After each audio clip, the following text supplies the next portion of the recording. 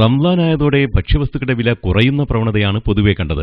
ഭക്ഷ്യവസ്തുക്കളുടെ വില കൂട്ടാൻ ഒരു കാരണവശാലും അനുവദിക്കുകയില്ലെന്ന അധികൃതരുടെ കടുത്ത നിലപാടാണ് വില കയറാതെ പിടിച്ചു നിർത്താൻ ഇടയാക്കിയത്. ചെറുകിട ഷോപ്പുകൾ ഉൾപ്പെടെയുള്ള എല്ലാ വിൽപ്പന കേന്ദ്രങ്ങളിലും ഫുഡ് കൺട്രോൾ വിഭാഗം പരിശോധന നടത്തുമെന്നും വില കൂട്ടിവിൽക്കുന്നതായി കണ്ടാൽ ഉടനെ പിഴ ചുമത്തുമെന്നും അധികൃതർ മുന്നറിയിപ്പ് നൽകിയിരുന്നു. ഇതെല്ലാം വില പിടിച്ചു നിർത്തിയെങ്കിലും വിതരണം കുറയുകയും ആവശ്യം കൂടുകയും ചെയ്തതോടെ ചില ഉൽപ്പന്നങ്ങളുടെ വില ഇരട്ടിയിലേറെ കൂടിയതായാണ് കച്ചവടക്കാർ പറയുന്നത്.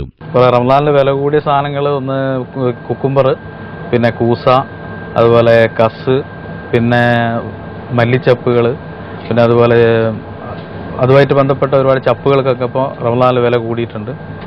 പിന്നെ അതിൽ തക്കാളിയൊക്കെ നോർമലായിട്ട് പോകുന്നുണ്ട്. ഉള്ളിക്ക് പിന്നെ ഇപ്പം വില ഇങ്ങനെ കൂടിക്കൊണ്ടിരിക്കുന്നുണ്ട്. അതിൽ മുമ്പുണ്ടായിരുന്നതിനേക്കാളും കൂടുതലായി ഇപ്പോൾ ഏകദേശം ഒരു 45-50 രൂപയിൽ എത്തിയിട്ടുണ്ട് ഉള്ളിക്ക് വില. ബാക്കിയുള്ളതൊക്കെ സാധാരണ നിലയിൽ തന്നെ പോകുന്നുണ്ട്. കുക്കുംബർ, ഇലക്കറികൾ, സവാള, തക്കാളി, മല്ലിയില തുടങ്ങിയവയ്ക്ക് റംസാനായതോടെ ഇരട്ടിയായാണ് ഉപഭോഗം വർദ്ധിച്ചത്. റംസാൻ ഭക്ഷ്യോൽപ്പന്നങ്ങളിൽ ഇവ ഒഴിച്ചുകൂടാനാവാത്തതാണ്. അതുകൊണ്ടുതന്നെ വില എത്ര കൂട്ടിയാലും വാങ്ങാൻ ആളുകൾ നിർബന്ധിതരാണ്. അതേസമയം ഇത്തരം ഉൽപ്പന്നങ്ങൾ കയറ്റി അയച്ചിരുന്ന പാകിസ്ഥാൻ, ഒമാൻ, ഇറാൻ തുടങ്ങിയ രാജ്യങ്ങളിലും റംസാൻ അവസരത്തിൽ ഇവയുടെ ആഭ്യന്തരോപഭോഗം കൂടിയതോടെയാണ് അവിടെ നിന്നും ഇറക്കുമതി ചെയ്യുന്ന ഉൽപ്പന്നങ്ങൾക്ക് വില കൂടിയതെന്നാണ് കച്ചവടക്കാർ പറയുന്നത്.